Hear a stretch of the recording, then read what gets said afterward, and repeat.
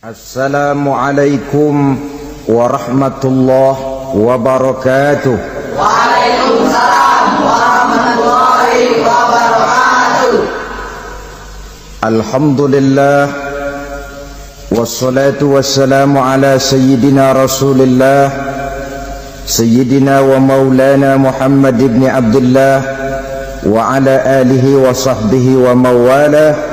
La hawla wa la quwwata illa billah, amma ba'du. Bapak-bapak, ibu-ibu, saudara-saudara kaum muslimin rahimakumullah. Setan dalam kehidupan di dunia ini. Maka pada pertemuan kali ini kita akan membicarakan tentang siapa yang menjadi musuh-musuh setan di dalam kehidupan. Dengan satu catatan, berbahagialah mereka yang menjadi musuh-musuh setan, tetapi celakalah mereka yang menjadi teman-teman setan. Bagaimanapun juga di dalam kehidupan ini, apabila orang telah memproklamirkan bendera permusuhan kepada kita, maka kita tentu seharusnya bersikap waspada dan mawas diri. Demikian juga iblis dan seluruh bala tentaranya yang terdiri daripada setan-setan. Mereka telah mengibarkan bendera permusuhan kepada Nabi Adam dan anak cucunya, kepada kita umat Rasulullah sallallahu alaihi wasallam.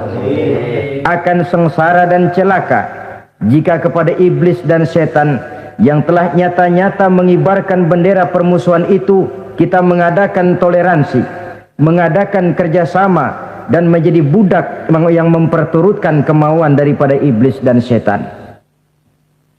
Siapa yang menjadi musuh-musuh setan dalam kehidupan ini? Inilah pertanyaan berikutnya yang diajukan oleh baginda Rasul kepada iblis. Hai iblis, kalau teman-temanmu adalah seperti yang telah engkau jelaskan tadi, sekarang cobalah beritahu saya, siapa di antara umatku yang menjadi musuhmu dalam kehidupan ini? Atas pertanyaan ini iblis laknatullah menjawab, ya Rasul, musuh-musuhku di antara umatmu, pertama anta ya Muhammad. Musuhku yang pertama adalah engkau wahai Muhammad. Kenapa iblis mencatat Nabi Muhammad sebagai tokoh nomor satu dalam deretan musuh-musuhnya? Mudah dipahami. Pertama, keberadaan Rasul merupakan rahmah lil alamin, rahmah bagi lingkungan. Yang kedua, beliau berfungsi menyelamatkan manusia dari tempat yang gelap gulita, dari tempat kesesatan menuju tempat yang terang benderang penuh berisi petunjuk dan hidayah dari Allah Subhanahu wa taala. Maka menurut iblis inilah manusia perintang pertama atas segala daya dan usahanya menggelincirkan manusia ke jalan yang dimurkai oleh Allah Subhanahu wa taala. Kalau kita baca sejarah, risalah yang dibawa oleh Nabi Muhammad ini memang merupakan risalah yang membawa rahmah bagi alam sekitarnya. Ada sedikit perbedaan dengan risalah-risalah sebelum beliau. Sepertinya risalah yang dibawa oleh para rasul terdahulu itu mempunyai efek yang langsung pada kehidupan di dunia ini. Nabi Nuh misalnya menyampaikan agama. Hai umatku, ini agama. Umat menentang, turun banjir yang menenggelamkan orang-orang kafir. Azab diturunkan pada waktu itu juga pada saat nabinya masih hidup. Jadi azabnya itu jenis cash, kontan. Nabi Soleh, hai umatku, ini agama. Mereka menolak, turun gempa bumi yang amat hebat menggulung orang-orang kufur. Nabi Musa, hai umatku, ini agama. Mereka menolak. Sebagian ditenggelamkan di Lautan Merah, sementara sebagian lain dikutuk menjadi monyet-monyet yang hina, seperti diceritakan dalam Al-Quranul Karim. Lain dengan Rasulullah Sallallahu Alaihi Wasallam. Bagaimanapun kurang ajarnya umat yang dihadapi oleh beliau, bagaimanapun menentangnya jamaah yang dihadapi oleh beliau, azab tidak turun sepanjang beliau masih hidup. Ini merupakan jaminan dari Allah, wa ma kana Allahu liyu'azzibahum wa anta fihim. Allah sama sekali tidak akan menurunkan azab selama engkau wahai Muhammad masih hidup di tengah-tengah umatmu. Jadi keberadaan Nabi Muhammad merupakan jaminan keselamatan bagi umatnya. Selama beliau masih hidup, azab tidak turun bagaimanapun kurang ajarnya umat. Di sini sedikit bedanya dengan nabi-nabi terdahulu. Juga perbedaan dalam pola dakwah. Nabi Nuh ketika dakwahnya ditolak oleh umat, keluar doanya meminta umatnya ditenggelamkan. Tetapi Nabi kita ketika dilontari batu oleh umat, malah beliau mendoakan umatnya agar memperoleh hidayah. Oleh sikap yang semacam ini, wajar lalu iblis menganggap Nabi Muhammad sebagai musuh ranking pertama. Yang kedua, siapa musuhmu di antara umatku? Yang kedua kata iblis, musuhku Muhammad imamun adil, pemimpin yang adil. Itu yang akan menjadi musuhku di dunia ini. Putus asa iblis menghadapi pemimpin yang adil. Tipu dayanya tidak terkena, segala tingkah polanya tidak diperturutkan. Imam yang adil, pemimpin yang adil merupakan musuh daripada iblis laknatullah alaih. Apa sebabnya? Karena pemimpin yang adil mempunyai dampak dalam kehidupan di dunia ini. Melindungi orang banyak, menenteramkan orang banyak. Makin aman, tentram, tenang situasi dan kondisi, makin mudah orang melaksanakan ibadah. Makin tekun orang melaksanakan ibadah, makin dekat dia dengan Allah. Makin dekat manusia dengan Allah, makin jauh dia dari iblis. Sebab dua hal ini selalu kontradiktif. Jika kita jauh dari Allah, tentu dekat dengan iblis. Jika kita jauh dari iblis, harus dekat tentu dengan Allah. Dan begitu selanjutnya. Dalam kaitannya dengan kehidupan kita sekarang, saudara-saudara, inilah pentingnya membangun manusia pembangunan. Semua tugas-tugas besar, semua pekerjaan-pekerjaan yang baik harus berangkat dari niat yang baik, berangkat dari hati yang bersih. Siapapun adanya kita, apapun profesi kita. Yang jadi kiai, marilah berangkat dari niat yang bersih. Yang jadi mubaligh, marilah berangkat dari niat yang bersih.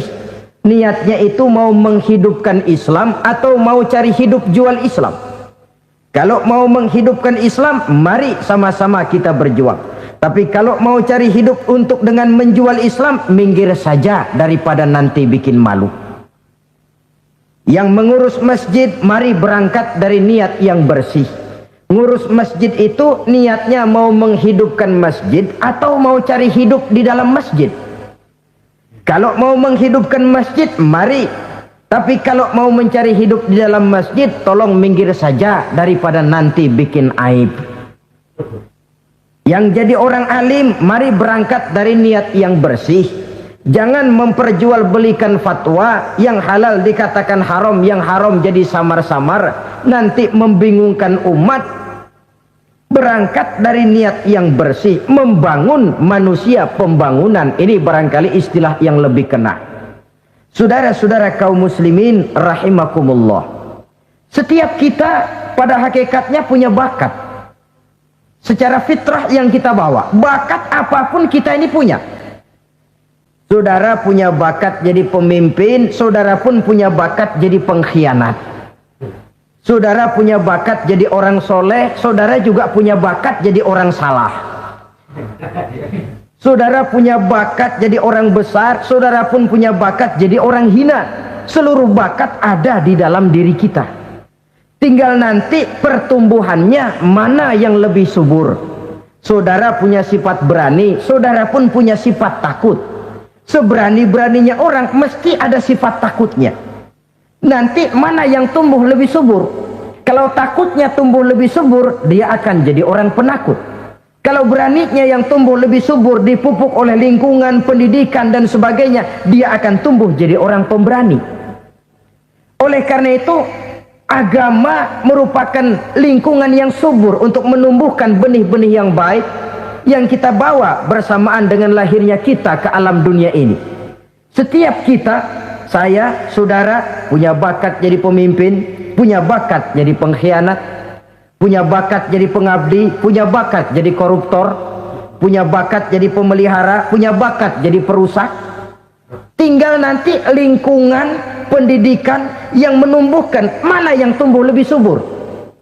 Kalau lingkungan saudara lingkungan maling, maka sifat pengkhianat akan tumbuh lebih subur. Kalau nanti saudara jadi pemimpin, insya Allah korupsi. Lingkungan yang menumbuhkan sifat mengabdi, sifat berbuat tanpa pamrih, dikalahkan oleh sifat pengkhianat dan korupsi itu yang dibentuk oleh lingkungan, pendidikan, pengalaman dan sebagainya. Oleh karena itu, secara dini agama menanamkan, menyuburkan fitrah-fitrah yang baik yang kita bawa bersamaan dengan hadirnya kita dalam kehidupan ini.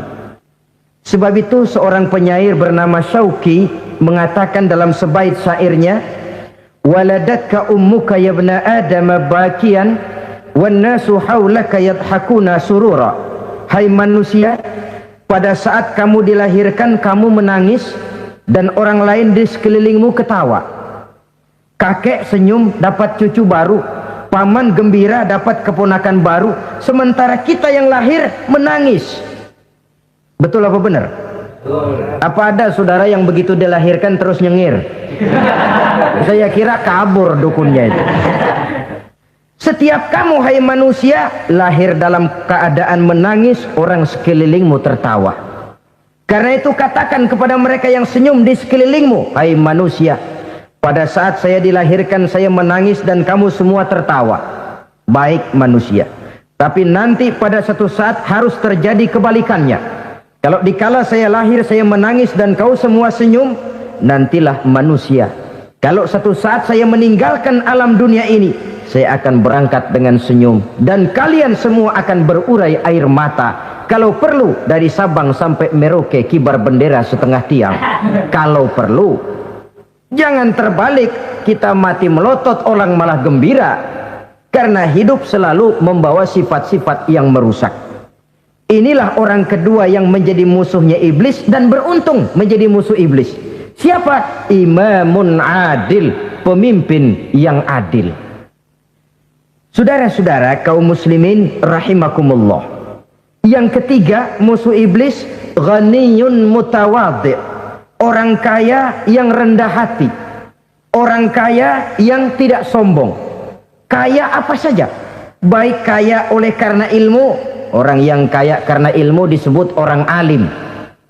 Baik kaya karena materi, orang kaya karena materi dinamakan hartawan.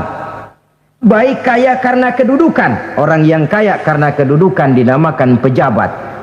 Kesombongan pertama yang terjadi dalam sejarah. Ketika ditanya kenapa kau tidak mau sujud iblis? Saya kan di pundak duluan. Yang wajar saja hidup ini. Sombong harta pun begitu. Kaum muslimin rahimakumullah.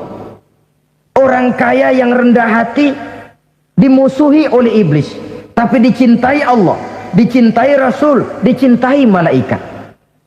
Caranya bagaimana? Kembali kepada satu kesadaran bahwa pada saat terlahir ke alam dunia ini tidak ada yang pernah kita bawa. Kalau sekarang kita punya rumah, punya kebun, punya kendaraan, punya pabrik, punya segala macam benda, apa itu? Titipan. Pada suatu saat akan diambil kembali oleh yang menitipnya. Kalau titipan itu pandai kita jaga, pandai kita syukuri, titipan akan makin banyak. Sama juga kita dalam kehidupan. Kalau orang bisa kita percaya, saya mau pergi ke luar negeri, rumah saya titip kepada tetangga. Saya pulang dari luar negeri, isi rumah tetap tidak berkurang, malah dibersihi, malah disapu, dihilangkan kotorannya. Tentu bukan main syukur saya, girang saya. akan bertambah kepercayaan saya untuk menitipkan apa saja. Ini makna la in syakartum la azidannakum wa la in kafartum inna azabi lasyadid. Kalau kamu pandai bersyukur, aku tambah nikmat. Tapi kalau kamu ingkar, azabku teramat pedih. Artinya apa? Nikmat bisa berubah menjadi azab kalau kita tidak pandai mensyukurinya. Ma'asyiral muslimin rahimakumullah, orang yang kaya ilmu lalu rendah hati, tidak selalu ingin menonjolkan diri. Ini kadang-kadang yang tanggung ini yang bikin berabe. Alim bener enggak, geblek bener juga enggak. Yang sedikit-sedikit mau nonjolin diri. Kalau enggak jadi imam enggak mau ke masjid, enggak jadi imam enggak mau ke musola. Pokoknya kalau enggak jadi imam marahan sama musola. Macam mana? Saudara-saudara kaum muslimin, rendah hati. Tidak selalu ingin menonjolkan, sebab orang yang selalu ingin menonjolkan dirinya biasanya orang yang kekurangan kepercayaan kepada kemampuan dirinya sendiri. Dia selalu ingin dinomorsatukan, dia selalu ingin ditempatkan pada ranking teratas. Dia tidak percaya diri. Orang yang percaya diri dapat bersikap wajar dalam kehidupan. Begitu juga kaya karena harta, dengan menyadari bahwa harta bagaimanapun banyaknya titipan dari Allah. Pada suatu saat akan kembali, dia harus dimanfaatkan sesuai dengan kehendak yang menitipnya.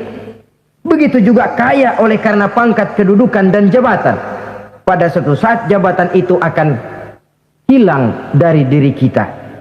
Karenanya sering saya jelaskan bahwa pangkat di dunia ini yang paling tinggi pensiun. Titel yang paling akhir almarhum. Saudara setuju atau tidak, titel itu akan saudara dapat. Bagaimanapun kita cinta kepada pangkat, kedudukan, entah pada akhirnya suatu saat akan sampai kepada posisi yang namanya pensiun.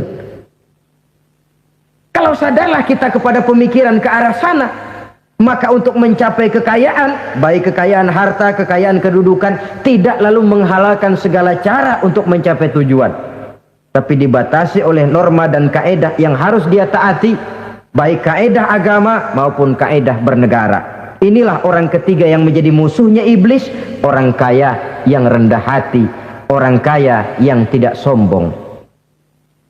Yang keempat, saudara-saudara, tajirun shadiq, pedagang, pengusaha yang jujur.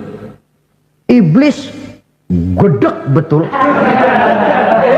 benci bukan main sama pengusaha, sama pedagang yang jujur, yang tidak ngurangi timbangan, tidak nipu pembeli, tidak barang yang jelek dibilang bagus, atau yang bagus di atas yang jelek di bawah, atau dicampur yang baik dengan yang jelek supaya kelihatan semuanya jadi baik. Semua orang ingin untung, tidak ada kecuali siapapun orangnya, dan itu wajar. Setiap manusia ingin mendapat keuntungan, kalau perlu dengan modal minimal mencapai keuntungan maksimal, seperti yang diajarkan oleh teori ekonomi. Itu kan yang namanya produktif kan. Satu usaha dinamakan produktif, bagaimana kita mengeluarkan modal minimal bisa mencapai keuntungan maksimal. Silakan. Bahwa manusia ingin untung itu insting, naluri, fitrah. Tidak ada orang yang mau rugi. Tapi cara mencapai keuntungan itu yang membedakan antara seorang muslim dengan yang bukan muslim. Sudah pernah saya sampaikan, apabila kaum pengusaha, para pedagang sudah dijangkiti penyakit yang tidak jujur, yang akan timbul adalah kekacauan ekonomi. Kekacauan ekonomi bisa menimbulkan revolusi sosial, dan revolusi sosial merupakan kiamat satu generasi. Semua kericuhan hampir bermuara dari perut, dan itu ekonomi. Orang nodong perut, orang korupsi perut. Ya walaupun korupsi kalau sudah kelas kakap tidak lagi sekedar urusan perut. Ya perut apa yang diurusin kalau korupsinya miliaran itu? Perut jin barangkali. Saudara-saudara kaum muslimin rahimakumullah. Oleh karena itu, pedagang yang jujur, pengusaha yang jujur, ini merupakan musuh iblis. Iblis tidak senang kalau ada pengusaha yang jujur. Iblis tidak senang kalau ada pedagang yang jujur. Tapi iblis akan tepuk tangan kalau pedagang sudah selingkuh, kalau pengusaha sudah nipu. Ada orang bilang, sekarang mah kalau jujur-jujur bener nggak makan apa-apa dong kita. Sebab katanya jangan lagi nyari yang halal, sekarang ini yang haram aja seret. Rupanya sering masang undian nggak pernah kena. Lalu bilang jangan yang halal, yang haram aja nggak kena-kena katanya. Sebenarnya bukan itu masalahnya, saudara-saudara. Bukan itu masalahnya. Masalahnya ialah bahwa kejujuran membawa keberkahan. Ini kalau kita berpikir dengan kacamata agama. Keberkahan merupakan sumber ketenangan. Dan ketenangan ini tidak bisa dibeli dengan materi yang bagaimanapun banyaknya. Walaupun kita punya percetakan duit, ketenangan itu nggak bisa dibeli. Jangankan cuma punya duit banyak, percetakan duit saudara punya, mau membeli ketenangan yang berasal dari keberkahan, sulit. Jadi kejujuran membawa keberkahan, keberkahan membawa ketenangan. Jangan macam dulu tukang sol sepatu. Ditanya oleh temannya, "Bang, ngesol satu hari dapat berapa?" 200 rupiah. Sembayang enggak? Enggak. Islam? Islam, kalau Islam Pak. Kata temannya, sembayang dah, kali aja besok dapat rezeki lebih banyak. Yang benar, iya. Sebab kalau orang sholat itu Allah dekat, nanti rezekinya ditambah. Beneran? Bener. Subuh sembayang dia. Habis sembayang sarapan, berangkat ke tempat dia ngesol, mangkal. Dari pagi sampai jam 11 belum ada juga yang ngesol. Mulai bimbang hatinya. Katanya kalau sembayang rezeki tambah. Tadi sembayang subuh sampai gini hari belum ada yang ngesol. Cobaan kali, sabar. Datang sholat zohor. Habis zohor nunggu lagi, belum juga ada yang datang ngesol. Udah mau pulang hampir maghrib, baru datang satu orang, dandan ini sendal jepit putus.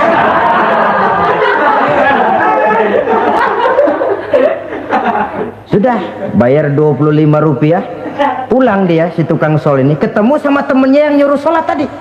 Ditanya, bagaimana penghasilan ini hari? Apa dijawab? Gua kapok deh sembahyang.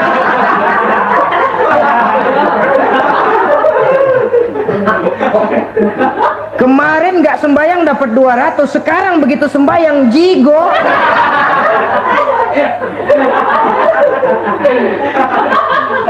Dia tidak sadar bahwa dari kacamata agama 25 rupiah yang membawa berkah jauh lebih baik ketimbang 200 uang panas. Dari kacamata agama 25 rupiah yang membawa berkah lebih baik daripada 200 rupiah tapi panas. Sebab panas menjauhkan kita dari ketenangan. Itulah sebabnya maka pedagang yang jujur, pengusaha yang jujur menjadi musuh setan dan beruntung. Sekarang jadi pengusaha jujur-jujur nggak dapat proyek, Pak, kalau nggak bisa semar-semir semur. Padahal agama sudah menjelaskan ar-rashi wal murtashi finnar. Orang yang nyogok dan orang yang disogok dua-duanya neraka. Kenapa? Join termasuk ta'awanu 'alal ismi wal 'udwan. Bertolong-tolongan dalam berbuat dosa dan kesalahan. Kalau hadiah, lain hadiah. Kalau sedekah, lain sedekah. Tapi yang namanya semir, suap, ar-rashi wal murtashi finnar. Saudara-saudara kaum muslimin rahimakumullah. Jadi pedagang yang jujur, pengusaha yang jujur merupakan salah satu roda perekonomian. Kegoncangan ekonomi akan menimbulkan dampak sosial yang sangat luas dan kompleks. Yang pada giliran puncaknya, dampak paling negatifnya, dia sanggup menggerakkan terjadinya revolusi sosial. Bukankah sebagian besar gerak hidup manusia dimotivasi oleh keinginan untuk mempertahankan kelangsungan hidup? Dan kelangsungan hidup artinya mulut. Mulut itu artinya perut, dan itu artinya makan. Setelah itu mungkin baru pangan, baru sandang, baru dia berpikir pakaian dan sebagainya. Jadi karena dia merupakan penggerak roda ekonomi, pedagang yang jujur, pengusaha yang jujur mutlak diperlukan dalam kehidupan ini. Sebab sekali lagi kejujuran akan membawa keberkahan, keberkahan memberikan ketenangan dalam kehidupan. Oleh karenanya kita umat Islam biarin duit kita banyak asal berkah. Itu tentu idealnya. Ketimbang dikit tidak berkah, lebih baik ia banyak ia berkah. Dan keberkahan itu datang lewat kejujuran. Kejujuran ini sudah dicontohkan oleh Rasul pada saat beliau berniaga ke negeri Syam. Percaya kepada sesuatu yang saya mengerti, sesuatu yang boleh dipelajari sejak TK sampai perguruan tinggi, sejak anak-anak sampai kakek nenek.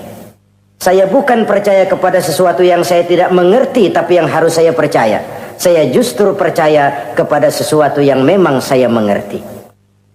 Saudara-saudara, demikianlah bahwa Tuhan dalam Islam adalah Tuhan yang terbuka, rasional, boleh dipelajari sejak kakek-kakek sampai anak-anak, sejak TK sampai kepada perguruan tinggi. Lalu yang kedua, masih menurut kata dia, saya adalah pengagum Amerika, dia bilang. Sebagai penegak hak-hak asasi manusia, sebagai pahlawan demokrasi yang pagi-pagi sudah mencanangkan di dalam dia punya Declaration of Independence bahwa semua manusia dilahirkan sama, all men are created equal. Saya kagum dengan itu. Sampai pada satu saat, menurut cerita dia, saya berada di New York, saya mau masuk sebuah restoran, saya tertegun ketika saya akan masuk. Di pintu restoran itu tertulis white only, white only, hanya melayani kulit putih. Artinya sing kulit ireng minggir. Saya gelo, saya nelongso, bahasa Inggrisnya. Katanya all men are created equal.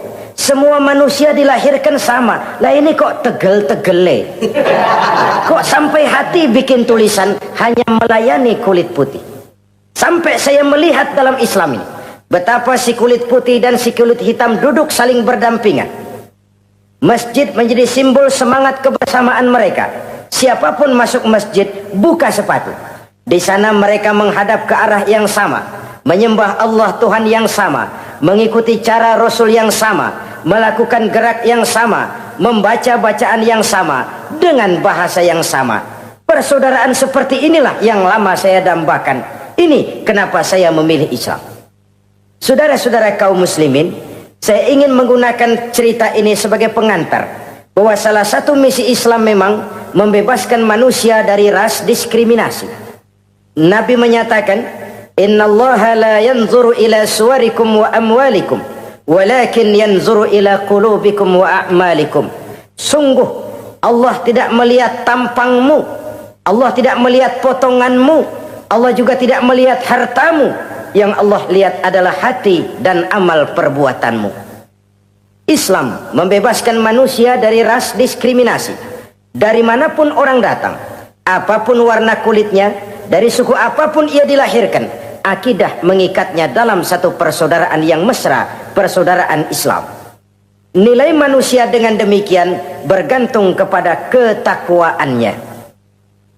Takwa, seperti kita tahu, adalah bahasa Quran yang sudah menjadi bahasa kita. Sedemikian sering kalimat ini dipakai, sampai-sampai ia mengalami pergeseran dari arti yang sebenarnya. Takwa, sejauh yang kita baca dari peninggalan para ulama kita, mempunyai konotasi imtithalul awamir wajtinabun nawahi, melaksanakan seluruh yang diperintah Allah dan meninggalkan semua yang dilarangnya. Apa perbedaan prinsipnya? Kalau melaksanakan perintah itu sesuai dengan kemampuan, tapi menjauhi larangan itu mutlak. Enak kalau ada ayat jauhilah larangan Allah semampu kamu, enak. Yang semampu kita itu melaksanakan perintah, tapi kalau sudah meninggalkan larangan mutlak, jauhi, tinggalkan. Disitulah nilai ketakwaan seseorang. Ini kan enggak, karena takwa digunakan oleh semua orang, akhirnya artinya bergeser. Semua ngomong takwa. Pejabat kalau dilantik bertakwa, bertakwa, bertakwa, sampai membleh bertakwa. Setelah pelantikan mata takwa ngalor dia ngidul. Harus dikembalikan kepada pengertian asalnya. Takwa itu adalah komitmen seseorang kepada perintah Allah dan komitmen meninggalkan yang dilarangnya sesuai dengan kemampuan. Di situ nilai manusia dalam pandangan Allah. Yang tadi Nabi katakan, Allah nggak lihat potongan kita, Allah nggak lihat harta kita. Yang Allah lihat adalah hati dan amal perbuatan, dan itulah takwa itu. Maha benar Allah dengan firman-Nya yang menyatakan, inna akramakum indallahi atqakum. Yang paling mulia di antara kamu dalam pandangan Allah adalah orang yang paling bertakwa kepadanya. Sering sekali sekarang ini kalimat agama digunakan untuk maksud yang tidak sama dengan maksud agama. Ya contoh kalimat takwa ini. Atau misalnya kita baca iklan, telah berpulang ke rahmatullah dengan tenang. Kalau dengan tenangnya sih boleh dah, mana ada orang mati kelojotan. Tenang. Tapi ke rahmatullah. Rahmatullah itu kan artinya kasih sayang Allah. Kasih sayang Allah itu kan surga. Kalau bajingan mati, nggak ke rahmatullah pulangnya. Kalau mau jujur mestinya telah pulang ke neraka. Kalau mau jujur, kalau mau pakai bahasa netral sopan, telah berpulang. Begitu sajalah. Pulang kemana? Ya sesuai dengan amalan dia. Tapi kita kadang salah kaprah menggunakan kalimat rahmatullah untuk yang tidak baik. Termasuk di dalamnya penggunaan kalimat takwa ini. Padahal disinilah nilai manusia dalam pandangan Allah. Kalau manusia dinilai dari potongannya, oh bintang film nomor 1 masuk surga. Kalau manusia dinilai dari hartanya, konglomerat nomor 1, kita mau belakangan buncit banget gitu. Allah maha benar. Yang paling mulia di antara kamu dalam pandangan Allah, yang paling bertakwa kepadanya. Nah, apa sih sifat-sifat orang takwa itu? Ini yang akan kita bicarakan pada pertemuan kali ini. Berangkat dari surah Al-Baqarah ayat 3 sampai dengan ayat 5, kita akan melihat 5 tanda orang-orang takwa itu. Apa dia? Pertama, allazina yu'minuna bil ghaib. Orang yang bertakwa adalah orang yang beriman kepada hal-hal yang gaib. Kita tahu bahwa yang ada ini kan cuma 2 saja pada hakikatnya. Pertama Allah, dan yang kedua alam. Allah adalah apa yang selain alam. Yang selain alam itu ya Allah namanya. Allah itu bukan alam, dan alam bukannya Allah. Allah disebut Khalik, alam disebut makhluk. Kemudian alam ini kan ada 2 macam. Ada alam nyata, ada alam gaib. Ada alam syahadah, ada alam gaib. Alam nyata kita sebut dengan alam fisika, dan alam gaib kita namakan dengan alam metafisika. Termasuk dalam alam gaib ini kita wajib beriman. Akhirat, alam gaib, kita percaya akhirat itu ada. Alam kubur, alam gaib, kita yakini keberadaannya. Malaikat, alam gaib. Jin, alam gaib. Setan, genderuwo, memedi, kuntilanak, tuyul. Kita percaya kepada iblis, percaya bahwa iblis itu ada. Kita percaya kepada malaikat, percaya bahwa malaikat itu ada. Dan kepercayaan ini sudah nature. Kalau kita lihat dalam dunia animisme, orang dahulu menyembah pohon sebenarnya kan karena dia percaya bahwa pohon punya kekuatan. Kekuatan itu yang disembah untuk mengharap manfaatnya atau terhindar dari bahaya yang bisa ditimbulkannya. Orang menyembah api karena percaya di balik api itu ada kekuatan. Orang menyembah lautan begitu, orang menyembah gunung begitu. Nah, Islam mengarahkan ini kepada hal-hal yang lebih konkret. Percaya kepada alam gaib. Bahwa di balik alam nyata ini ada alam yang tidak nyata. Apakah itu namanya akhirat, alam barzah, malaikat, jin, itu semua termasuk di dalam alam yang gaib. Orang yang bertakwa, allazina yu'minuna bil ghaib. Dia percaya kepada yang gaib-gaib itu. Percaya tentang adanya. Bukan percaya kepada iblis lalu ngikutin si iblis, bukan. Kita percaya yang namanya iblis itu ada. Setan itu ada, jin itu ada, malaikat itu ada, alam kubur itu ada. Sebagai makhluk yang diciptakan oleh Allah, dan Allah sebagai Khalik. Baik alam syahadat, baik alam gaib, penciptanya tetap Allah subhanahu wa ta'ala. Allah Allah menciptakan siang, Allah ciptakan malam, Allah ciptakan yang baik, Allah ciptakan yang tidak baik. Apa perlunya? Ada manfaatnya untuk keseimbangan dalam alam ini. Manusia kan diberikan kebebasan, bahwa segala sesuatu sudah ditentukan Allah memang, tapi kan tidak diberitahukan ke kita. Alam naj'al lahu 'ainaini wa lisana wa syafatain. Bukankah kami berikan kamu dua mata, dua telinga, lidah? Bukankah kami berikan kamu kemampuan untuk berpikir? Kami berikan tunjukkan dua jalan, yang baik, yang tidak baik. Kira-kira, manusia, ini jalan kebaikan, akhirnya akan sampai ke surga. Ini jalan kejahatan, akhirnya akan sampai ke neraka. Silakan kamu memilih. Agar kamu tidak salah pilih, kami berikan otak. Kami turunkan Rasul, kami turunkan wahyu, kami turunkan agama. Kalau sudah semikian komplitnya, masih salah pilih juga, emang dasar rezeki bonyok. Dikasih otak, diturunkan Nabi dan Rasul, diturunkan wahyu, ditunjukkan jalan kebenaran. Malahan kata Imam Mustafa Al-Maraghi, Allah memberikan petunjuk kepada kita itu bertahap. Pertama diberikan yang namanya hidayatul ilham, insting. Insting ini tingkatan dasar yang sangat diperlukan oleh manusia. Kita bisa lapar, kita bisa sedih, kita bisa gembira, kita bisa nangis, kita bisa ketawa. Nggak ada yang ngajarin. Belum pernah saya melihat ada kursus ketawa, belum pernah. Belum pernah ada akademi pertangisan, nggak ada. Itu insting yang kita bawa sejak lahir. Dan anehnya, ketawa tiap orang nggak sama, nangis tiap orang nggak sama. Itu insting. Bayangin kalau itu nggak ada, kita nggak bisa sedih, nggak bisa gembira, kita nggak bisa ketawa, nggak bisa nangis. Polos hidup ini, kayak boneka. Nggak ada insting. Nah, ini juga diberikan kepada binatang. Binatang kan cuma instingnya insting rendah. Binatang marah bisa marah, tapi perasaan mulia binatang nggak punya. Kepengen dipuji kan kagak ada binatang. Dia cuma punya perasaan rendah. Marah, pengen tahu kebo kita sodok, marah dia. Perasaan rendah, lapar binatang punya, kenyang binatang punya, tapi perasaan tinggi binatang nggak punya. Kepengen hidup lebih baik, nggak ada. Kepengen hidup terhormat, nggak ada. Senang kalau dipuji, nggak ada. Coba dah kebo kita puji habis-habisan, diam aja dia. Waduh, lu Bo bukan main, Bo hebat bener. Ya tetap aja kebo. Atau kita caci maki, nggak bakal dia marah.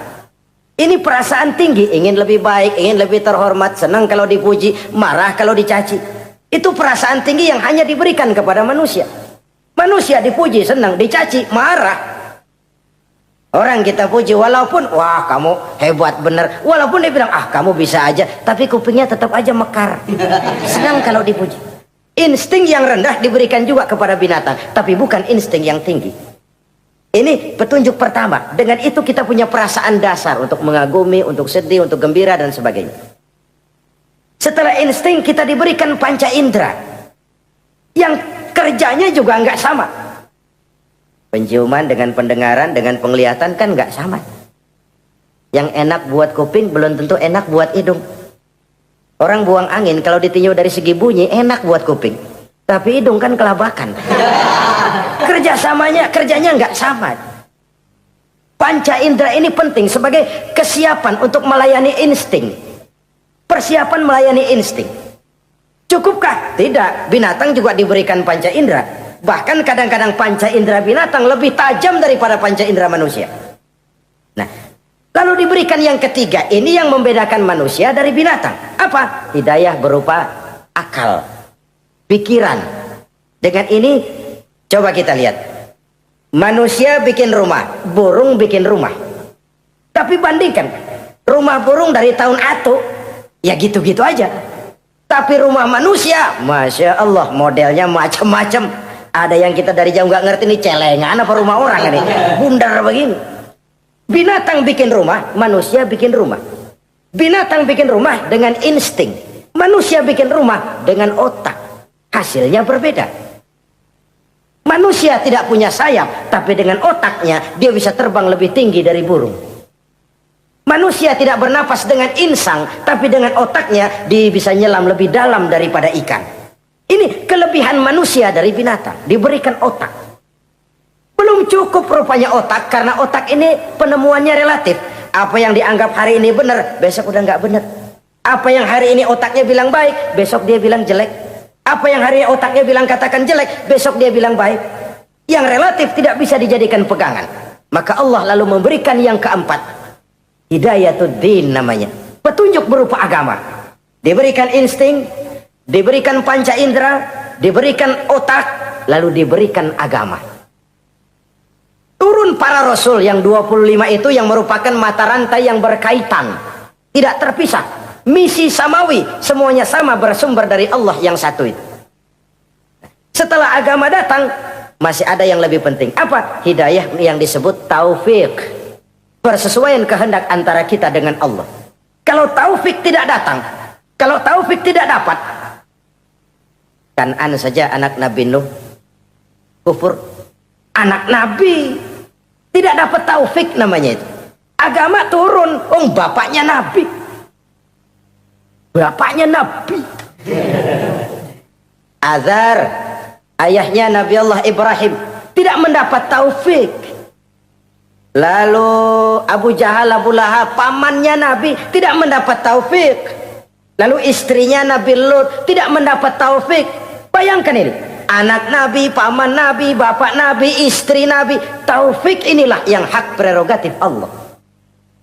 Insting semua dikasih, panca indera semua dikasih, otak semua dikasih, agama kepada semua diturunkan. Tapi taufik ini hak prerogatif Allah. Lah kita ini bersyukur, ponakan Nabi aja bukan dapat taufik.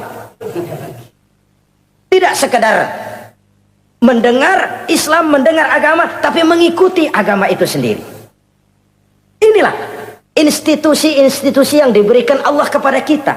Jadi kalau sudah begini lengkap, manusia, nih aku kasih, tempuh jalan ini, masih salah juga, dasar sableng. Pantas kalau Allah mengadili. Pantas kalau Allah memberikan sanksi. Kenapa? Rasul udah turun, otak dikasih, panca indera dikasih, peringatan dikasih, masih salah juga. Pantas dong kalau diadili. Kecuali kalau Allah nggak nurunin apa-apa. Hidup dah selagu-lagu lu sono. Mau guling, mau gupak, terserah deh. Kalau begitu, lalu ada pengadilan, nggak adil. Ini institusinya lengkap kok. Pantas kalau Allah mengadakan pengadilan di akhirat. Pantas kalau Allah meminta kita pertanggungan jawab. Komplit begini rupa. Nah, termasuk di dalamnya kita percaya kepada yang gaib ini.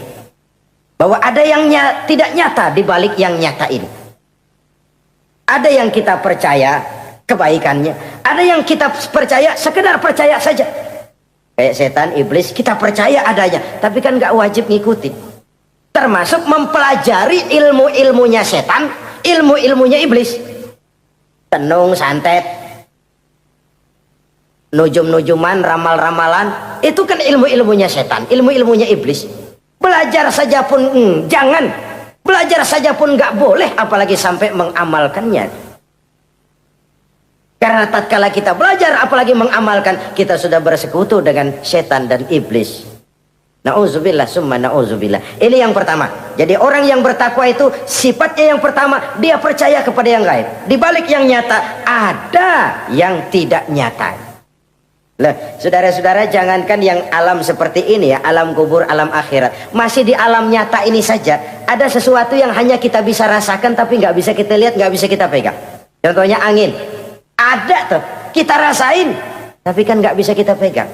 Bentuknya bagaimana kita nggak tahu. Wah, merah pak, kenapa? Buktinya dikerok. Itu mah merah kerokan, bukan warna angin merah. Sesuatu yang ada tapi hanya bisa kita rasakan. Pedas, makan cabai pedas. Pedas itu ada, tapi kan abstrak. Mana sih pedasnya? Nggak bisa kita pegang, nggak bisa kita lihat, tapi kita rasain. Oh, itu yang hijau mah cabai mang.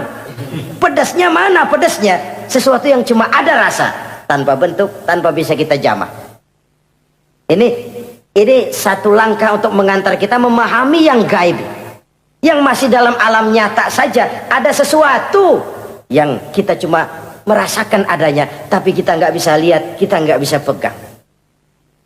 Makanya ada orang tanya, Pak, itu kalau orang mati dibacain Fatihah di sono apa pahalanya nyampe tuh?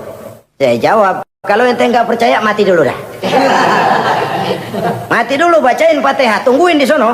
Kalau nggak nyampe balik lagi kemari. Long bagaimana hal-hal yang kayak begitu? Wong sholat saja kita nggak tahu sholat kita diterima atau tidak oleh Allah. Kita puasa, kita hanya melaksanakan. Allah mau terima apa tidak kita nggak tahu. Itu yang nyata-nyata, apalagi sudah berkaitan dengan hal-hal yang gaib. Ini sifat yang pertama, orang yang bertakwa, alladzina yu'minuna bil ghaib, dia percaya kepada yang gaib. Alam kubur itu ada, alam akhirat ada, malaikat ada, jin ada, surga ada, neraka ada, dan lain sebagainya. Satu. Yang kedua, orang yang bertakwa itu wa yuqimunas shalah. Setelah percaya kepada yang gaib, mereka juga mendirikan sholat. Nah, mari kita lihat ayatnya. Selalu yang berkaitan dengan sholat itu kalimatnya yuqimunas shalah. Mendirikan sholat. Bukan mengerjakan. Gak ada ayat i'malis sholah, if'alis sholah, kerjakan sholat, gak ada. Selalu aqimis sholah, dirikan sholat. Kenapa? Kata para ulama, kalimat mendirikan ini mengandung makna istimrar, mengandung arti kontinuitas, ada kelanjutan. Mendirikan sholat artinya mengerjakan sholat dengan betul, selesai sholat, ajaran sholat diterjemahkan dalam kehidupan. Itu artinya mendirikan sholat. Nah, kalau dilihat dari sisi ini, banyak di antara kita yang sudah mengerjakan sholat, tapi belum mendirikan sholat. Sebab mendirikan istimrar, ada kesinambungan. Selesai sholat, ajaran sholat diterjemahkan di tengah-tengah kehidupan bermasyarakat. Sehingga sholatnya punya refleksi. Sholatnya punya bias dalam membentuk kepribadian dirinya. Ini kadang-kadang rancu. Yang sembahyang dia, yang nyolong dia. Yang baca Quran dia, yang fitnah orang dia. Yang sedekah dia, yang nyolong dia juga. Ansip bingung bagaimana mutusinnya. Kalau mendirikan sholat mengandung arti kesinambungan, selesai sholat, ajaran sholat diterjemahkan dalam kehidupan. Apa? Banyak tentunya. Misalnya sholat melahirkan sikap rendah hati, melahirkan keikhlasan, melahirkan sifat jujur, melahirkan sifat disiplin, dan lain sebagainya. Dan itu diterjemahkan dalam kehidupan. Kita lihat, ini anggota badan kita yang paling terhormatkan kepala. Kalau bercanda sama teman, dipegang tangan, kita masih senyum. Dipegang kaki, kita masih senyum. Tapi kalau pala dikeplakin, jengkel bukan main. Kenapa? Al-Mukarram itu adanya di sini. Otak, di kepala. Tapi kepala yang kita hormati ini ketika sujud di hadapan Allah sama rendahnya dengan telapak kaki kita. Allahu Akbar. Yang besar cuma Allah. Manusia, kepala sama rendah dengan telapak kaki. Kesadaran ini membias, selesai sholat, kembali ke masyarakat, sombongnya hilang. Apalagi ikhlas. Sholat itu kan lillahi ta'ala. Orang mau puji apa tidak, enggak soal. Orang mau bilang ini, mau bilang itu, soal lain. Yang penting ini saya kerjakan lillahi ta'ala, karena Allah saja, bukan karena yang lain. Disiplin. Sehari semalam 5 kali kita lapor kepada Sang Maha Komandan. Bagaimana tidak akan tercegah dari perbuatan yang keji dan munkar? Seorang prajurit saja, kalau sehari semalam 5 kali dia lapor kepada komandannya, saya yakin dia tidak akan sempat melaporkan yang tidak baik. Pantas kalau Al-Quran memberikan jaminan sholat mampu mencegah manusia dari perbuatan yang keji dan munkar. Masih ada yang tanya, Pak, katanya sembahyang mencegah orang berbuat jahat. Iya, teman saya kok sembahyang nyolong ayam. Bagus, sembahyang nyolong ayam. Coba nggak sembahyang, nyolong motor. Gedean lagi yang dicolong. Dan sebenarnya itu bukan jawaban, itu cuma logika saja. Yang benar adalah sholatnya belum berfungsi. Dia baru mengerjakan sholat, belum mendirikan sholat. Inilah yang kalau kita jujur mau bicara, inilah problem kita sekarang ini. Mengislamkan orang Islam. Bagaimana dari mengerjakan sholat kita menjadi mendirikan sholat. Agar sholat itu membuahkan hasil berupa pembentukan kepribadian. Di tengah-tengah kehidupan sosial kemasyarakatan. Kalau tidak, ya sekedar terjebak kepada rutinitas. Pergi haji begitu, pulang haji bikin gila. Masuk Ramadan begitu, selesai Ramadan ya tetap begitu. Ibadah tidak memberikan bias dalam pembentukan pribadi. Itulah sebabnya digunakan kalimat yuqimunas sholat, mendirikan sholat, yang mengandung arti berkesinambungan. Selesai sholat, jiwa dan semangat, ajaran dan filsafat sholat diterjemahkannya dalam kehidupan sehari-hari. Saudara-saudara kaum muslimin rahimakumullah. Sifat yang ketiga dari orang takwa adalah wa mimma razaqnahum yunfiqun. Mereka menginfakkan sebagian dari rizki yang diberikan Allah kepada mereka. Rizki menurut definisi yang diberikan para ulama kita, ar-rizqu bimakna al-ata hissiyan kana aw ma'nawiyan.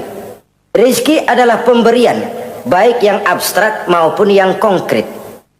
Selama ini kita sering mengartikan rizki hanya dalam bentuk uang, sehingga rizki kita dibatasi oleh pengertian kita sendiri.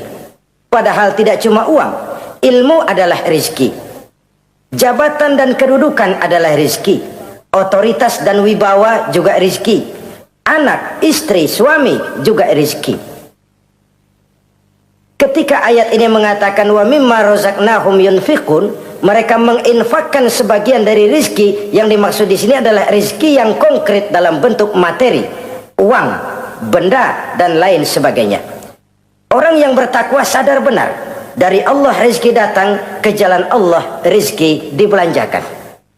Semakin kita rajin membelanjakan rizki di jalan Allah, biasanya akan semakin mengalir rezeki dari Allah. Semakin bakhil kita, kadang-kadang rezeki juga malas deketin kita. Yang keempat, orang yang bertakwa itu alladzina yu'minuna bima unzila ilaika wa ma unzila min qablik. Mereka beriman, mereka percaya kepada apa yang diturunkan terhadap Muhammad, yaitu Al-Quran, wa ma unzila min qablika, dan apa yang telah diturunkan sebelum kamu, yaitu Taurat, Zabur dan Injil. Orang yang takwa percaya bahwa Allah dahulu telah menurunkan Taurat kepada Musa, Allah telah menurunkan Zabur kepada Nabi Daud, Allah telah menurunkan Injil kepada Nabi Isa. Percaya sekadar percaya, tidak wajib mengamalkan ajarannya. Kita percaya Taurat itu kitabnya Allah, Injil dahulu yang diturunkan kepada Nabi Isa kitab Allah, Zabur kitab Allah. Percaya sekadar percaya, bukan percaya kemudian mengamalkan, bukan. Karena dengan turunnya Al-Quran, maka seluruh kitab-kitab terdahulu sudah tercakup di dalam Al-Quran. Orang yang bertakwa percaya kepada apa yang diturunkan terhadap Nabi Muhammad. Apa itu? Al-Quranul Karim. Bagaimana kepercayaan kita kepada Al-Quran? Bahwa dia kitab suci yang isi dan redaksinya langsung dari Allah, yang kita membacanya beribadah, mengerti atau tidak mengerti artinya. Akan lebih baik setelah bisa membaca, mengerti, kemudian mengamalkannya dalam kehidupan kita. Saudara-saudara, kalau kita adakan konteks ini di mana-mana, modernisasi, globalisasi, kemajuan sering membawa pergeseran nilai. Dulu, ini zaman dulu ya, waktu listrik belum masuk desa, kita rasakan betul. Kalau masuk kampung berasa banyak orang Islam. Padahal rumah pakai lampu templok, lampu tempel, paling banter, patromak. Tapi kita masuk kampung berasa kok banyak orang Islam. Kenapa? Suara Al-Quran kedengaran dari rumah-rumah. Kenapa? Ada anak-anak muda lagi latihan baca barzanji. Kenapa? Ada patayat, santri-santri wanita lagi baca sholawatan. Kenapa? Nenek-nenek lagi ngapalin sifat 20 sembari nyisik. Wujud artinya ada, maka mustahil Allah. Zaman dulu terjadilah modernisasi, listrik masuk desa. Apa yang kita lihat? Rumah pada terang, terus televisi main gede-gedean, lalu radio kaset main kenceng-kencengan. Tergeserlah suara Al-Quran, apalagi sholawatan, apalagi barzanjian. Apa tidak boleh? Ya boleh saja. Apa tidak bagus? Ya bagus saja. Tapi kalau harus menggeser, apalagi menggusur nilai-nilai positif, itu yang kita prihatin. Kan Nabi mengingatkan, la tattabi'anna sunnana man kana qablakum shibran bi shibrin wa zira'an bi zira'in. Kamu akan ikuti tingkah laku orang-orang sebelum kamu. Cuma ikut-ikutannya nggak berasa, sejengkal, lalu sehasta, lalu semeter, lalu 3 meter. Begitu enak kamu ikut-ikutan budaya orang lain, sampai yang kamu ikuti masuk lubang biawak, kamu akan masuk juga ke dalamnya. Inilah kehidupan kita, inilah kehidupan anak-anak kita. Jujur mereka lebih kenal Valentine Day daripada Muharram. Anak-anak kita, anak-anak muslim, kalau kita menghitung Muharram sampai Zulhijjah nggak hafal. Kalau Januari sampai Desember, anak-anak kita bangun tidur hafal. Muharram sampai Zulhijjah, jangan anaknya, bapaknya keder.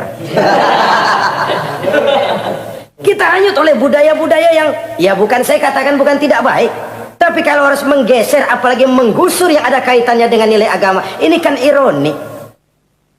Ikut-ikutan kita sejengkal, semeter, sampai yang diikutin masuk lubang biawak, udah kadang asik ikut, ya ikut juga nyemplung ke dalamnya. Orang sering katakan mula-mula dari nama dulu nih yang kagak begitu kelihatan pengaruhnya. Mula-mula malu pakai nama yang berbau Quran, malu pakai nama yang berbau Islam. Dari nama nanti dia pindah ke pakaian, dari pakaian dia pindah ke pergaulan. Kalau sudah pindah ke pergaulan, dikhawatirkan pindah agama pun nggak terasa. Wah, semua agama sama, semua agama bagus. Lalu bagaimana? Bagaimana musimnya aja. Ironi, menyedihkan, memilukan, bahkan memalukan. Yang tidak boleh kan fanatik kepada guru, yang tidak boleh kan fanatik kepada suku. Kalau kepada agama fanatik itu wajib, dalam arti bukan sempit, berpegang teguh kepada agama. Satu sikap yang wajar, bahwa penganut suatu agama menganggap cuma agamanya yang benar. Itu sikap setiap penganut agama. Orang Kristen begitu, orang Hindu begitu, orang Buddha begitu. Kenapa kalau orang Islam begitu lalu dianggap ekstrim? Sebagai Muslim saya yakin cuma Islam yang benar. Kristen juga akan bilang begitu, Kristen yang benar, Buddha juga akan bilang begitu. Ini fanatisme, dan wajar penganut suatu agama menganggap cuma agamanya yang benar. Yang lain juga bersikap begitu, tapi kalau Islam saja yang bilang ekstrim katanya. Dunia internasional sendiri kadang-kadang kalau sudah ekstremis, teroris, kok cepat sekali alamatnya ke Islam. Saudara-saudara kaum muslimin rahimakumullah, saya kembali kepada soal kita. Begitu enak kamu ikut-ikutan, yang kamu ikuti masuk ke lubang biawak, kamu akan ikut juga masuk ke dalamnya. Maka hati-hati bergaul, maka hati-hati memilih teman, maka baik teman pergaulan, lebih-lebih teman hidup. Karena orang sering bilang cinta itu love is blind katanya ya. Cinta itu kotok, cinta itu buta, cinta itu lamur, nggak bisa bedain coklat, nggak bisa bedain yang lain-lain. Orang sering kehilangan pertimbangan. Demi cinta akidah terjual, demi cinta akidah tergadai. Tidak ada kemalangan yang paling malang kecuali kalau kita harus berpisah dengan akidah. Sebab itu modal dasar. Nah, orang yang bertakwa, dia beriman kepada Al-Quran. Beriman kepada Quran artinya apa? Menjadikan Quran sebagai imam dan dia sebagai makmum. Konsekuensinya, makmum harus ikut imam. Selain Quran, dia percaya kepada Injil, kepada Zabur, kepada Taurat. Dilihat dari sudut ini, umat Islam itu lebih toleran loh. Orang lain yang megang Injil nggak bakal percaya kepada Quran. Orang lain yang memegang Taurat nggak akan percaya kepada Quran. Tapi orang yang megang Quran, dia percaya kepada Injil, dia percaya kepada Taurat. Dari sudut ini kan kita lebih toleran. Allah dahulu menurunkan Injil kepada Isa. Yang Injil itu yang kita percaya. Yang Allah turunkan kepada Isa. Yang Allah turunkan Taurat kepada Musa. Bukan yang telah terkena intervensi dan investasi manusiawi. Dan percaya pun terbatas percaya kepada adanya, bukan kepada mengamalkannya. Kenapa? Karena ordenya udah lewat. Kita percaya Bung Karno adalah presiden pertama Republik Indonesia. Tapi kan udah lewat. Udah lewat. Kita percaya Bung Karno presiden pertama Republik Indonesia. Tapi kan udah lewat, udah selesai. Begitulah kita mempercayai Taurat, mempercayai Injil, ada, kita percaya, tapi kan udah selesai misinya. Yang berlangsung sampai akhirat nanti adalah Al-Quranul Karim. Orang yang bertakwa meyakini itu. Ini yang keempat. Yang kelima, wabil akhirati hum yuqinun. Mereka yakin orang bertakwa ini kepada adanya akhirat. Kalau itu kan gampang, semua orang juga yakin. Loh, bukan sekedar yakin, sekedar percaya. Yalah, percaya kepada Allah, percaya kepada akhirat, pokoknya percaya. Bagaimana? Ya begitu, pokoknya percaya. Bukan itu. Kepercayaan yang memberikan refleksi. Iya ya, akhirat ada. Ada hidup sesudah mati, ada akhirat sesudah dunia. Saya memang benar kepengen cepat kaya, tapi kalau nipu orang nanti di akhirat bagaimana? Ini loh. Saya memang benar kepengen cepat naik pangkat, tapi kalau mesti jilat atas injak bawah, sikut kiri kanan, teman jadi lawan, lawan jadi teman, di akhirat saya bagaimana? Ini loh percaya akhirat itu. Saya memang benar kepengen cepat kaya, tapi kalau makan renten nanti di akhirat bagaimana? Kepercayaan yang mewarnai gerak kehidupan. Kalau percaya sekedar percaya, yang buta campur budak juga percaya akhirat ada. Tapi kan kepercayaan yang memberikan refleksi, mewarnai gerak hidup kita. Loh, enggak gitu. Orang yang percaya akhirat itu gayanya enggak gitu. Orang yang percaya akhirat itu sikapnya enggak gitu. Orang yang percaya akhirat jalannya enggak gitu. Orang yang percaya akhirat ngomongnya enggak asal ngomong. Kepercayaan yang memberikan refleksi terhadap gerak hidup. Nah, ini refleksi dari sifat-sifat takwa. Saudara-saudara, kalau itulah sifat-sifat orang takwa, lalu terhadap mereka yang takwa ini, karunia apa yang diberikan Allah? Apa keutamaan mereka? Mari kita kutip beberapa ayat. Pertama, ini janji Allah ya. Wa may yattaqillaha yaj'al lahu makhraja. Siapa yang bertakwa kepada Allah, maka ia akan diberikan jalan keluar dari segala macam kesulitan. Masya Allah. Orang takwa itu kan orang yang dekat dengan Allah. Kalau sudah dekat dengan Allah, everything is running well. Apa yang nggak selesai? Impossible, kata otak. Tidak mungkin, kata rasio. Mana bisa menurut kebiasaan. Tapi orang yang takwa selalu saja ada jalan keluar, selalu diberikan Allah jalan keluar. Ini yang faktor yang irasional, faktor yang non komputer, faktor yang samawi. Allah yang mau ada saja jalan keluar. Coba. Waktu terjadi peristiwa hijrah, Masya Allah, Rasulullah itu sudah dikepung rapat rumahnya, pagar betis. Jangan manusia, tikus saja nggak bisa lewat. Rapat di pagar betis. Kesepakatan sudah jelas, membunuh Muhammad bersama-sama. Apa yang terjadi? Ketika Nabi keluar, buka pintu. وَجَعَلْنَا مِنْ بَيْنِ أَيْدِيهِمْ سَدًّا وَمِنْ خَلْفِهِمْ سَدًّا فَأَغْشَيْنَاهُمْ فَهُمْ لَا يُبْصِرُونَ. Di depan, belakang, di kiri, kanan mereka kami jadikan dinding. Kami butakan mereka. Mereka enggak lihat Muhammad keluar dari rumahnya. Allah berikan jalan keluar.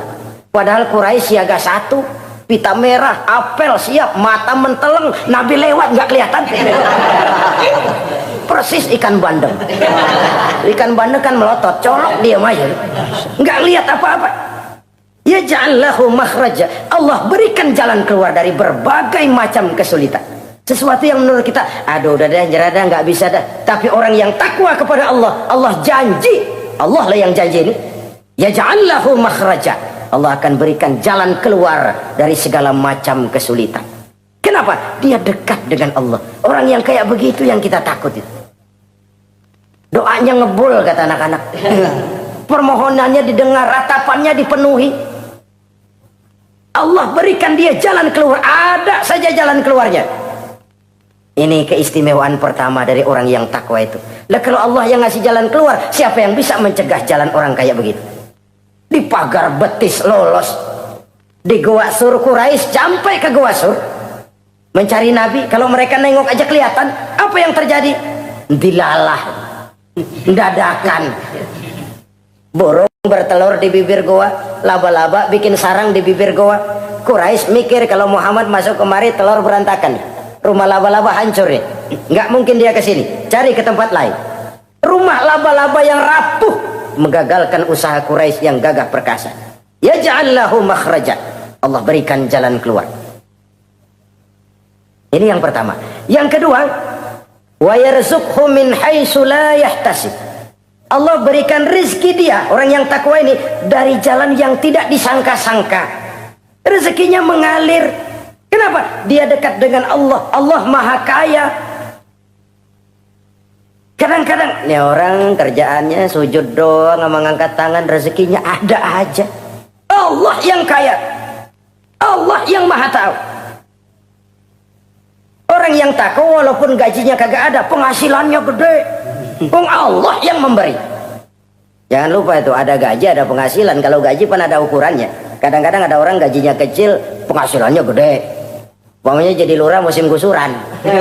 Itu penghasilan. Kalau gaji bisa diukur, tapi penghasilan gede lah. Kalau semeter komisinya sekian kan gede tuh penghasilan. Ada juga yang memang gaji gede, penghasilan gede. Ini pejabat-pejabat yang banyak sikutannya tuh. Saudara-saudara kaum muslimin, orang yang bertakwa itu yarzuqhu min haitsu la yahtasib. Allah berikan rizki lewat jalan yang dia nggak sangka-sangka. Ada aja jalannya.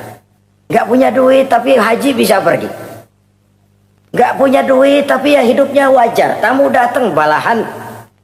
Pernah itu ada tamu di Jawa Timur sana datang ke rumah seorang kiai. Ratusan tamu dikasih makan semua. Padahal kiai rumahnya gede. Tamu ada yang dalam hatinya nyeletuk. Nih kiai bisa ngasih makan orang satu rombongan banyak begini, duit dari mana ini?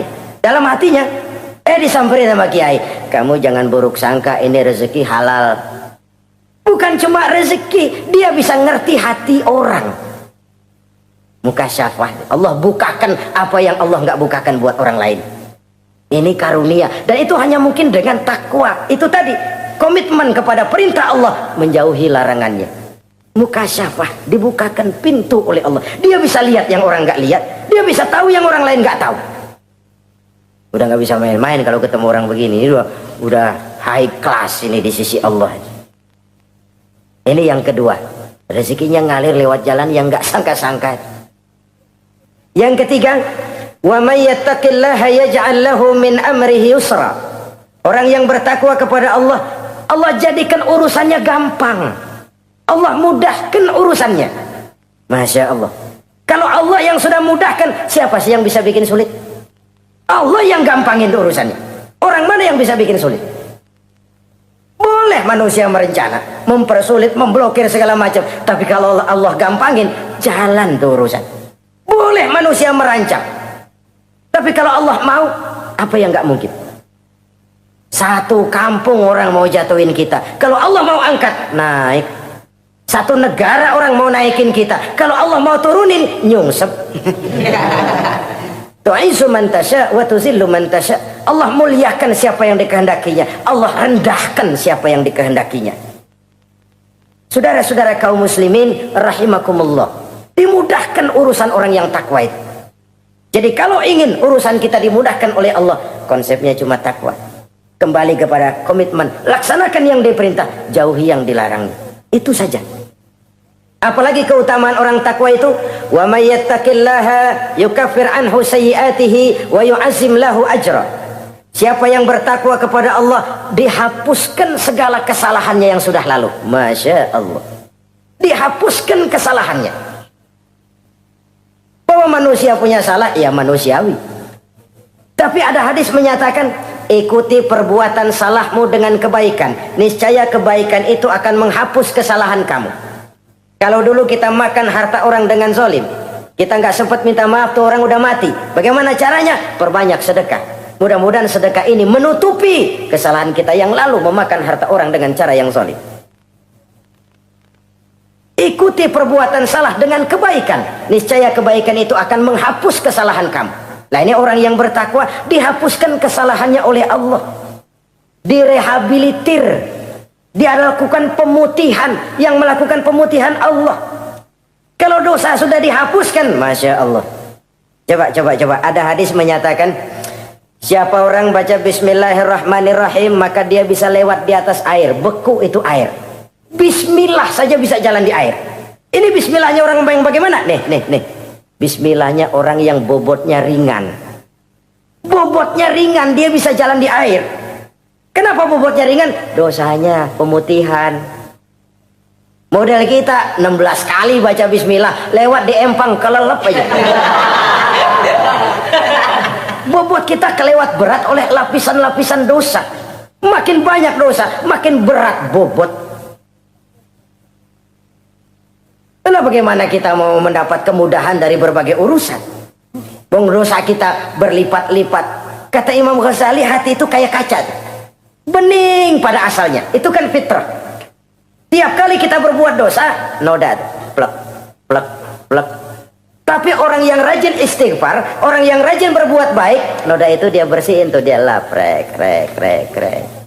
Sehingga kaca ini walaupun dia terkena kotoran, tapi bersih lagi. Kenapa? Rajin dilap, rajin istighfar, rajin berbuat baik untuk menutupi kesalahan. Tapi kalau istighfar tidak berbuat baik, berat, itu nanti itu kotoran-kotoran di kaca itu berubah jadi tieng. Tahu tieng? Udah susah diilangin kotorannya, berkarat di atas kaca. Kalau dosa sudah berkarat di hati, susah dihapus, berat untuk taubat, berat untuk melakukan kebajikan, itu sudah kerugian besar buat kita semua. Orang yang baik bukan orang yang tidak pernah salah. Orang yang baik adalah orang yang kalau dia berbuat salah dia sadar, dijadikannya pelajaran untuk tidak diulanginya lagi pada masa yang akan datang. Manusia dalam Islam tidak dilahirkan dengan dosa, tidak. Manusia bertanggung jawab terhadap perbuatannya sendiri-sendiri. Oleh karenanya, apabila kita terjatuh berbuat salah, cepatlah adakan perbaikan. Orang yang bertakwa dihapuskan kesalahannya oleh Allah, dilakukan pemutihan. Ya sama juga televisi lah. Kita dulu-dulu udah lupa bayar, kelamaan numpuk. Akhirnya kan kata petugas, yang bulan ini bayar aja dah, yang bulan ini aja dah, yang lain mah pemutihan. Kenapa? Dia sudah lihat kita punya tanda-tanda baik, pengen membayar dengan sebagaimana mestinya. Dari ketakwaan kepada Allah. Lalu wa yu'azzim lahu ajra. Orang yang bertakwa itu diperbesar pahala kebaikannya. Masya Allah. Sudah dosa dihapus, dia diampuni, diputihkan, kebaikannya dilipat gandakan pahalanya. Padahal kita semua sama-sama maklum. Inilah kenikmatan Islam. Kalau kita berbuat jahat, dibalas dengan yang setimpal. Kalau kita berbuat baik, dibalas berlipat ganda. Wallahu yudha'ifu liman yasha. Allah melipat gandakan pahala kebaikan bagi orang yang dikehendakinya. Alangkah pemurahnya Allah. Dosa kebaikan berlipat ganda, dosa kesalahan seimbang dengan kesalahan itu. Karena itu kata para ulama sufi, kalau kamu berbuat jahat, jangan lihat besar kecilnya, tapi lihat kepada siapa kejahatan kamu lakukan. Kalau kamu mendapat kebaikan, jangan lihat besar kecilnya, tapi lihat siapa yang ngasih kebaikan itu. Kecil dosa kita lakukan, tapi kepada Allah. Sedikit karunia yang kita terima, Allah yang ngasih. Logikanya begini. Saya ketemu menteri, dikasih duit 5.000 perak, 5.000 rupiah. Karena yang ngasih menteri, itu duit barangkali saya jadiin jimat. Nggak saya belanja-belanjain. Saya simpan. Kenapa? Buat bangga-banggaan, buat cerita-ceritaan. Saya ketemu menteri masa nih 5.000 perak dikasih. Menteri yang ngasih 5.000 rupiah, saya simpan, saya jadikan kebanggaan. Bagaimana kalau yang ngasih Allah, yang serba maha kaya, maha adil, maha tahu, kita lupakan. Akaltum ni'mata rabbikum walam tashkurulah. Tiap saat kita namakan nikmat Allah, tapi kita lupa bersyukur kepadanya. Padahal Allah janjikan, makin kamu pandai bersyukur, makin aku tambah nikmatku. Tapi kalau kamu tidak pandai bersyukur, awas, azabku itu amat pedih. Jadi azab, nikmat maksud saya, bisa berubah menjadi azab kalau kita tidak pandai mensyukurinya. Saudara-saudara kaum muslimin rahimakumullah. Dari uraian singkat ini, saya ambil beberapa catatan utama. Pertama, nilai manusia dalam pandangan Allah adalah ketakwaannya. 14 abad yang lalu, sebelum orang teriak-teriak tentang hak asasi, Rasulullah sudah mencanangkan semangat persamaan ketika beliau bersabda, "An-nasu kulluhum li Adam, wa Adam min turab, la fadla li arabiyyin ala ajamiyyin illa bitaqwa." Seluruh manusia berasal dari Adam. Adam diciptakan dari tanah. Tidak ada kelebihan Arab dengan yang bukan Arab kecuali takwanya. Di situ nilai manusia dalam pandangan Allah. Takwa bukanlah kulit. Tuh, itu kalau sorbannya paling gede berarti paling takwa. Belum tentu. Wah, tasbihnya panjang-panjang. Belum tentu. Oh, jenggotnya nyengser. Belum tentu. Oh, kumisnya tebal. Buat nyaring kopi kali. Itu kulit. Kulit perlu. Tapi isi jauh lebih penting. Sehingga Nabi katakan, at-taqwa hahuna. Takwa itu di sini, di sini, di sini. 3 kali. Di hati. Bukan di serban, bukan di tasbih, bukan di sajadah, bukan di sarung. Di sini, di situ takwa. Penggeraknya adalah hati. Dan untuk itu Allah menyediakan fasilitas keutamaan. Diberikan jalan keluar dari berbagai kesulitan. Diberikan rizki dengan jalan yang tidak disangka-sangka. Dihapuskan kesalahannya, dimudahkan usahanya. Diperbesar pahala kebajikannya. Karena itu, untuk mengejar posisi di hadapan Allah, tidak lain adalah takwa. Allah tidak bedakan manusia dari keturunannya, warna kulitnya, tapi dari ketakwaannya kepada Allah. Orang yang takwa disebut muttaqin, dan itulah nilai tertinggi manusia di hadapan Allah Subhanahu wa taala. Semoga kita diberikan kekuatan untuk mencapai martabat takwa ini dan mendapat keutamaan-keutamaan seperti yang dijanjikan Allah. Sekian dulu jumpa kita kali ini. Insya Allah lain kesempatan kita jumpa kembali. Terima kasih atas segala perhatian. Mohon maaf atas segala kekurangan. Usikum wa iyaya bitaqwallah. Wassalamualaikum warahmatullahi wabarakatuh.